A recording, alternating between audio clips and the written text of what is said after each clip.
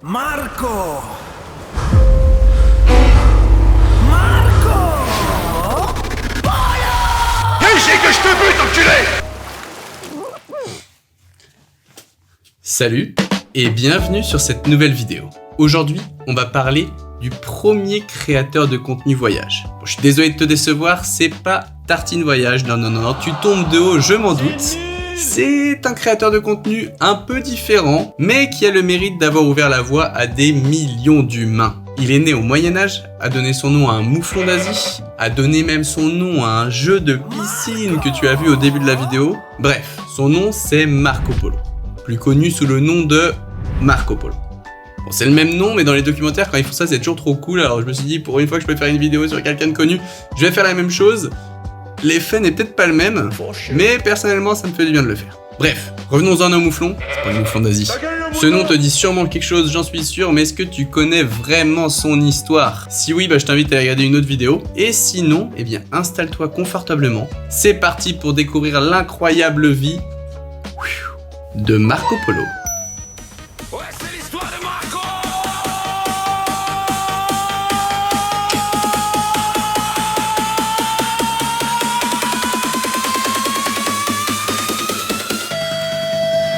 Marco Polo!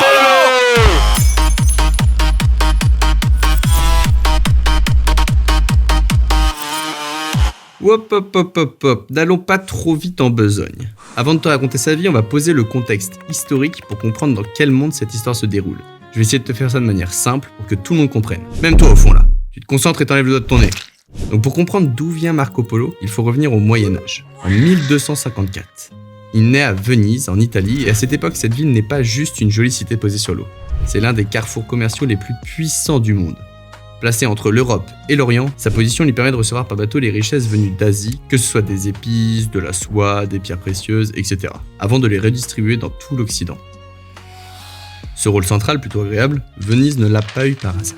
En 1204, les Vénitiens, qui sont donc les habitants de Venise, participent à la prise de Constantinople, l'actuelle Istanbul en Turquie. Grâce à cette conquête, Venise prend le contrôle de nombreuses routes commerciales en Méditerranée. Résultat, impossible de faire du commerce à grande échelle sans passer par elle. Portés par ce succès, les marchands vénitiens vont toujours plus loin. Ils traversent le Moyen-Orient, atteignent la Perse, qui est l'actuel Iran et ses régions voisines, et finissent par toucher les frontières d'un empire immense, l'Empire mongol. Cet empire est très important dans cette histoire. Il a été fondé par Gengis Khan, et s'étend de la Chine jusqu'aux portes de l'Europe.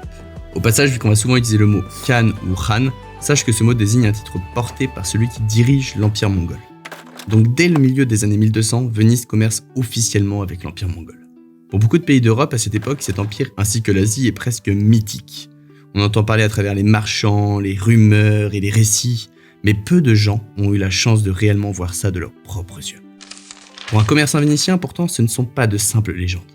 C'est un espace de commerce et d'opportunités. Leur doctrine ? Yes you can, just say it. Donc c'est dans cette ambiance que Marco grandit à Venise auprès de sa tante et d'un de ses oncles. Sa mère étant morte quand il était très jeune et son père n'étant pas à la maison, il grandit loin de ses parents. En effet, son père Nicolo et son oncle Matteo vivent pour le commerce. Ils montent des comptoirs, signent des contrats, envoient des cargaisons aux quatre coins du monde. Bref, ils sont toujours en vadrouille et donc très peu présents pour s'occuper du petit Marco. Mais les récits des marchands et les lettres venues de loin nourrissent l'imagination de Marco. Îles lointaines, villes gigantesques, objets inconnus, bref, il rêve que ça soit bientôt à lui de raconter ses histoires. Et justement, le destin s'apprête à frapper à sa porte. Petite parenthèse pour bien comprendre la suite, comment Nicolo, son père, et Matteo, son oncle, deux simples marchands italiens, se sont retrouvés à côtoyer le maître du monde, le grand Khan. Bien, c'est un pur accident de parcours. Lors de l'un de leurs voyages d'affaires en Asie, une guerre locale éclate et leur bloque complètement la route du retour vers l'Europe. Obligé de faire un détour de l'enfer par l'Est, il reste coincé pendant des années jusqu'au jour où il croise la route d'un ambassadeur mongol. Le mec les regarde et leur dit « Eh les gars, le grand Khan n'a jamais vu d'Européens. Venez, je vous le présente. » Bon, mot pour mot, c'était peut-être pas ça, mais on s'y rapproche. Mais bref, hop, après 1 an de route supplémentaire, il se retrouve invité VIP à la cour du souverain le plus puissant de la planète. Et à leur grande surprise, le feeling passe super bien entre eux.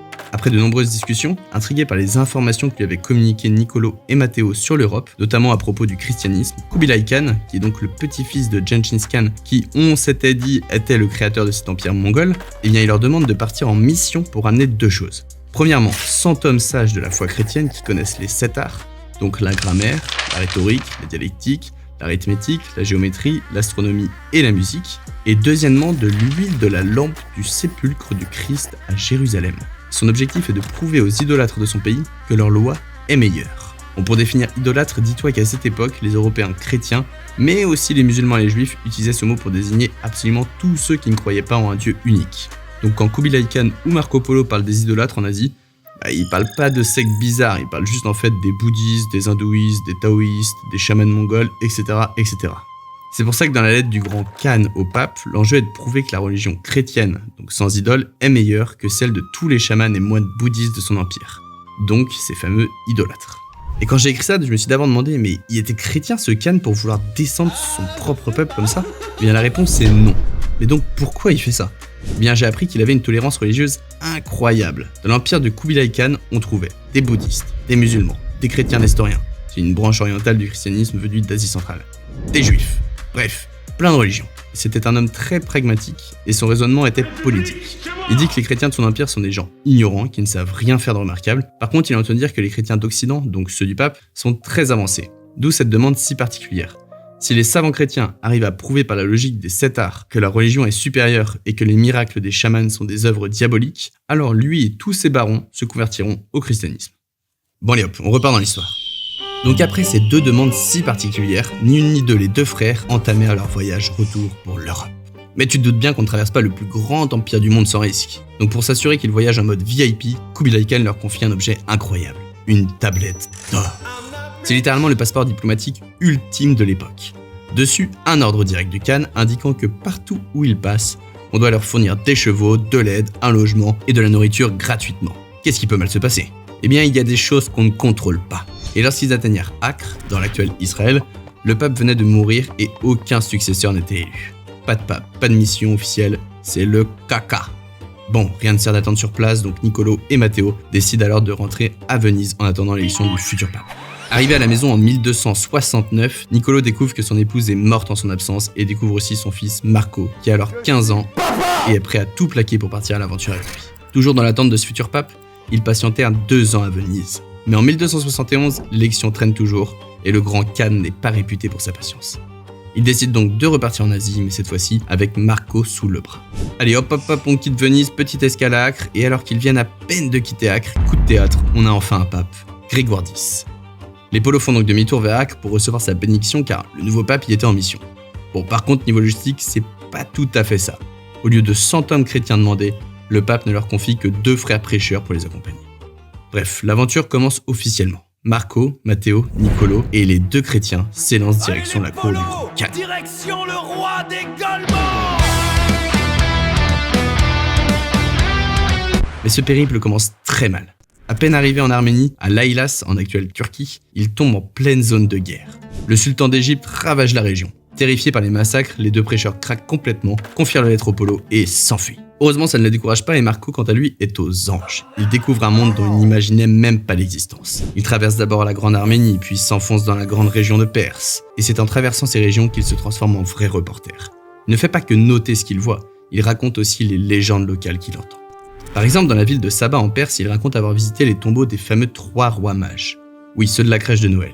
Marco nous précise que leurs corps sont encore parfaitement conservés, avec tous leurs cheveux et leurs barbes. Il a mené sa petite enquête sur place et les locaux lui ont raconté une version de l'histoire complètement folle. En fait, si les 3 rois mages étaient partis d'offrir de l'or, de l'encens et de la myrrhe à l'enfant Jésus, ce n'était pas juste pour se faire bien voir, c'était un test. S'il prenait l'or, ça voulait dire qu'il serait un grand roi. S'il prenait l'encens, ça prouvait qu'il était un dieu. Et s'il prenait la myrrhe, ça signifiait qu'il serait un grand médecin. Bon, spoiler, l'enfant a pris les 3. Mais le truc le plus fou de l'histoire, c'était au moment de la rencontre. Les rois sont entrés un par un dans la pièce de l'enfant. Et là, hallucination collective, l'enfant paraissait avoir le même âge qu'eux. C'est tout simplement une hallucination collective. Ensuite, comme tout enfant de 13 ans bien élevé, pour remercier les rois mages de leur cadeau, l'enfant leur offrit une petite boîte fermée. Sur le chemin du retour, les rois étaient trop curieux, ils l'ont ouverte. Et ont trouvé quoi dedans ? Un caillou. Déçus de ce cadeau nul, ils ont balancé le caillou au fond d'un puits. Et là, boum! Un immense feu ardent a jailli du puits et est monté vers le ciel. Les rois ont compris alors qu'ils avaient fait une énorme boulette. Le message de ce caillou était que leur foi devait être aussi solide que cette pierre. Ils ont donc récupéré précieusement ce feu divin et l'ont ramené dans leur pays pour l'entretenir à jamais. Et voilà comment, en une anecdote, Marco Polo t'explique pourquoi les habitants de cette région de Perse adorent et vénèrent le feu. Pour continuer sur ces histoires plutôt sympas, l'une des histoires les plus surnaturelles qu'il raconte est le miracle de la montagne. Il raconte qu'à Bagdad, qu'il appelle Bodas, il y avait un calife qui détestait mais alors profondément les chrétiens. Un jour, ce calife était tombé sur un passage de l'évangile. Si vous avez la foi grosse comme une graine de moutarde, vous pourrez dire à cette montagne de se déplacer, et elle le fera. Le calife avait donc convoqué tous les chrétiens de la région et leur avait lancé un ultimatum. Prouvez que votre religion est vraie. Je vous donne 10 jours pour faire bouger la montagne qui est là-bas. Si dans 10 jours elle n'a pas bougé d'1 millimètre, vous devenez tous musulmans ou je vous fais tuer. Les chrétiens, qui étaient donc en panique totale, priaient jour et nuit. Durant une de ces nuits, un ange est apparu en rêve à l'évêque et lui a dit qu'un seul homme avait la foi assez pure pour réaliser cet exploit. C'était un cordonnier du village. Ce fameux cordonnier était heureusement chrétien et borgne. Mais pourquoi borgne est important, tu me diras? Eh bien parce qu'un jour, une très belle femme était venue dans sa boutique pour acheter des chaussures. En voyant sa jambe et son pied, le cordonnier avait ressenti du désir. Donc pour se punir de cette pensée impure, il avait pris un de ses outils et s'était littéralement crevé l'œil lui-même. Voilà le niveau de bonne foi du bonhomme. Donc le 10e et dernier jour arrivé, le calife avait ramené son armée, prêt à massacrer tout le monde. Les chrétiens s'étaient avancés vers la montagne, le cordonnier borgne s'était mis à genoux, avait levé les mains vers le ciel et avait fait une prière. Et là, sous les yeux ébahis du calife et de ses hommes, la montagne s'était déchirée et s'était déplacée sur plus d'1 kilomètre. Le calife a tellement été choqué qu'il s'est converti secrètement au christianisme et à sa mort, apparemment, on aurait retrouvé une croix cachée sous ses vêtements. Ça fait deux histoires qui tournent un peu autour du christianisme, mais Marco ne raconte pas que des miracles sacrés. Toujours dans les montagnes de Perse, il nous parle d'un grand méchant digne d'un film, le vieux de la montagne. Ce type était un gourou terrifiant et un manipulateur de génie. Dans une vallée secrète, il s'était fait construire un palais incroyable entouré du plus beau jardin du monde. Et attention, le mec n'avait pas fait les choses à moitié. Dans ce jardin, il y avait des fontaines d'où coulait du vin, du lait, du miel, de l'eau pure. Et ce palais était accompagné des plus belles femmes de la région qui chantaient, dansaient et jouaient de la musique. Son stratagème pour recruter ses tueurs était diabolique. Il repérait des jeunes hommes dans les villages avoisinants et leur faisait boire une mystérieuse boisson à base de hashish qui les plongeait dans un sommeil profond. Pendant qu'ils dormaient, il les faisait porter à l'intérieur de sa demeure et quand les jeunes se réveillaient, boum, décor paradisiaque, nourriture à volonté, fans magnifiques qui assouvissaient tous leurs désirs. Pour ces jeunes, c'était clair. Ils étaient littéralement au paradis. Et le vieux de la montagne, lui, leur faisait croire qu'il était un grand prophète capable de les y faire rentrer. Mais le piège se refermait. Quand le vieux avait besoin d'éliminer un ennemi, il faisait reboire la potion magique à l'un des jeunes et le faisait sortir du jardin. À son éveil, le jeune était dégoûté d'avoir quitté le paradis. C'est là que le vieux venait le voir et lui disait « Va tuer cet homme. Si tu réussis, mes anges te ramèneront au paradis. Et si tu meurs au combat, mes anges viendront chercher ton âme pour te ramener au paradis de toute façon. » Le résultat, il venait de créer une armée de tueurs fanatiques qui n'avaient absolument aucune peur de mourir. C'est d'ailleurs de là que vient la célèbre secte des assassins. Leur ennemi les appelait les hashashin, les consommateurs de hashish en arabe, un mot qui a été transformé en Occident pour créer assassin. Bon, heureusement que la licence iconique a sauté ce passage car le jeu aurait été un petit peu différent. Fais tourner la bema, laisse-moi tirer une latte sur ce morceau de salade. Et cette histoire, en fait, elle a duré des années jusqu'à ce que l'Empire mongol, oui, encore eux, décide de faire le ménage. Ils ont assiégé la forteresse pendant des années avant de finir par la raser complètement et d'exécuter le vieux. D'ailleurs, petit fun fact, cette forteresse n'est pas qu'une légende, elle s'appelle la forteresse d'Alamut. Et si tu vas en Iran aujourd'hui, tu peux encore visiter les ruines de ce repère mythique perché dans les montagnes. Bref, Marco se nourrit de toutes ces histoires incroyables pendant la route, mais le voyage physique, lui, reste une épreuve brutale. Arrivé dans le Badakhshan, en Afghanistan, il tombe gravement malade et il reste bloqué avec sa famille pendant un long moment. De retour sur la route, ils traversèrent ensuite le redoutable désert de Gobi, qu'il appelait le désert de l'Op. Marco nous raconte qu'on peut y entendre des bruits d'armes, de cavalcades ou des sons de tambours invisibles. Et si un voyageur s'y attarde la nuit, les esprits imitent la voix de ses compagnons pour l'attirer hors du chemin. Cela fait maintenant 3 ans et demi qu'ils sont sur la route. 3 ans de tempête, de froid glacial et de chaleur étouffante. S'ils ont mis autant de temps, c'est non seulement à cause de la distance, mais aussi parce qu'ils ne pouvaient pas voyager en hiver, qu'ils ont dû faire de longues pauses, notamment à cause du moment où il est tombé malade. Mais même après toutes ces années, Kubilai Khan n'a pas oublié ses Vénitiens. Informé de leur progression, il envoie une escorte à la rencontre à plus de 40 jours de route de sa capitale pour les guider en toute sécurité. Et enfin, après toutes ces péripéties, ils arrivèrent à Chengdu, la résidence d'été du Khan. Marco n'en croit pas ses yeux. Il découvre un palais de marbre et de pierre doré de partout, entouré d'un parc immense peuplée de bêtes sauvages et de faucons. Lorsqu'ils entrèrent dans la salle du trône, les 3 Vénitiens s'agenouillent devant le souverain des Mongols, fiers. Le grand Khan les fait relever avec une immense joie. Il regarde Niccolo et Matteo, puis aperçoit ce jeune homme qui les accompagne. « Et qui est celui-ci » demande le Khan. « Sire, c'est mon fils et votre serviteur » répond Niccolo. Le Khan sourit et déclare « Il soit le bienvenu ». Marco hallucine totalement devant le train de vie de ce Golemont. Son palais est une dinguerie. Les murs des salles sont recouverts d'or et d'argent, sculptés de dragons et de bêtes sauvages. Le grand Khan aime tellement la nature qu'il s'est fait construire une colline artificielle géante juste au nord de son palais. Si le Khan entend parler d'un bel arbre quelque part dans son empire, il le fait déterrer avec ses racines et le fait transporter pour le planter sur sa colline. À entendre ses dires, c'est un vrai petit paysagiste.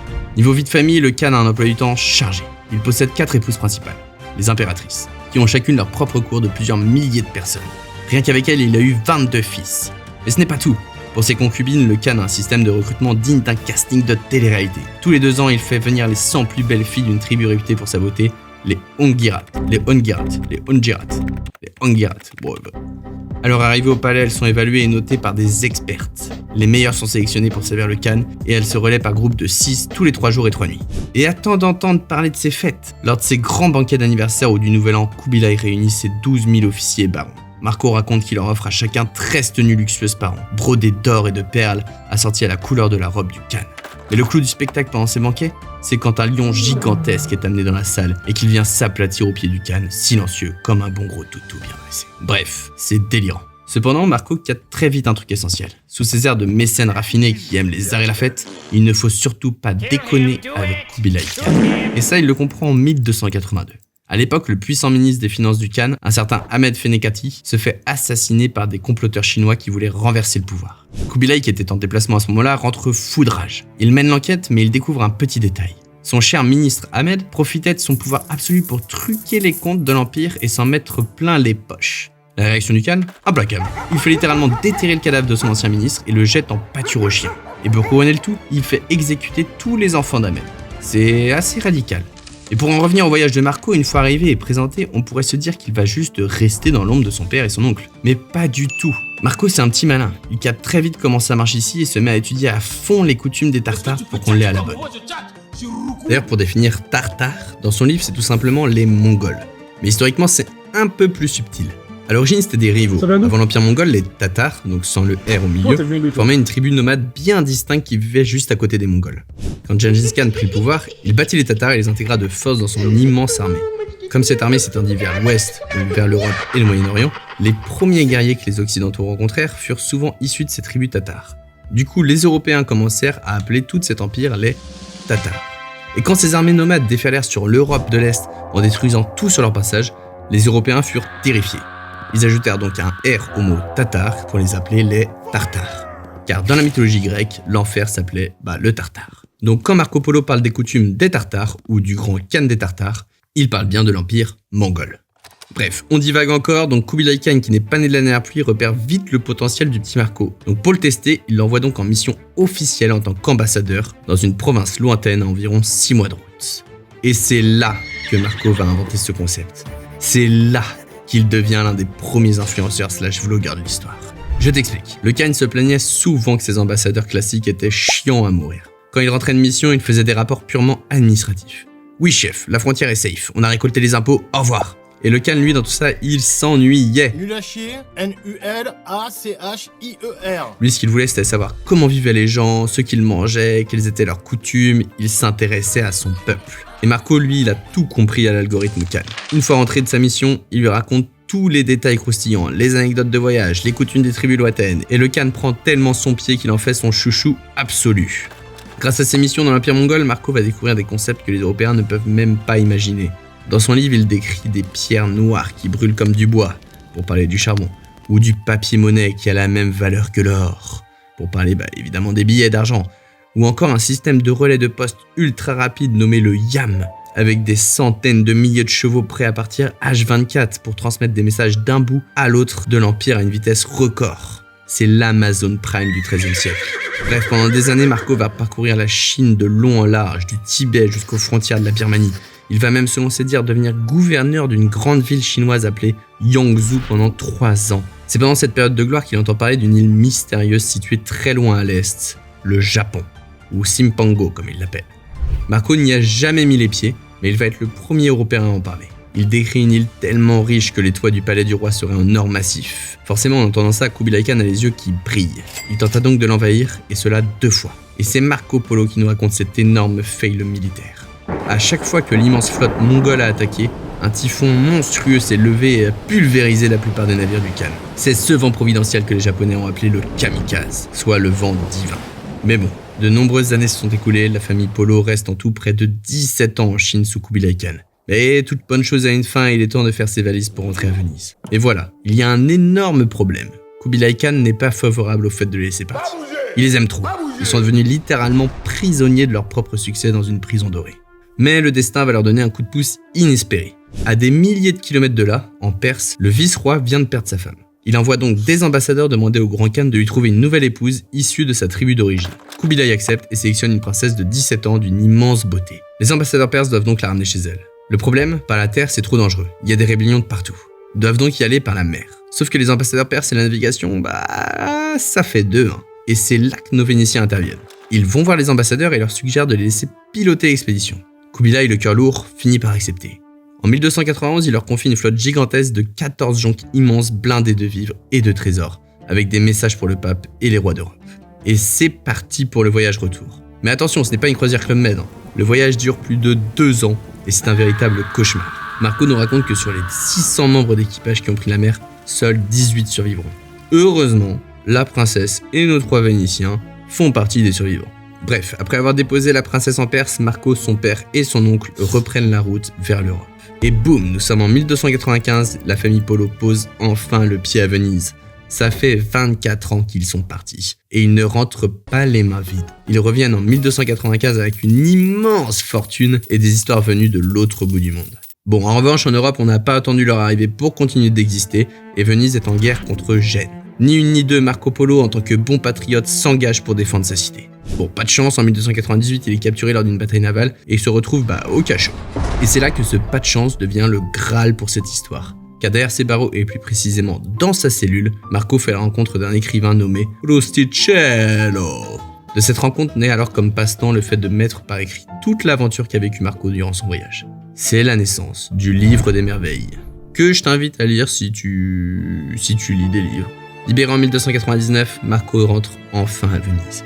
Il se marie l'année suivante, fonde une famille et vivra encore de longues années. Décédé en 1324 à l'âge de 69 ans, la tradition raconte que sur son lit de mort, on lui aurait demandé de corriger les passages jugés exagérés de son livre. Marco aurait alors répondu une phrase devenue légendaire : « Je n'ai pas raconté la moitié de ce que j'ai vu. »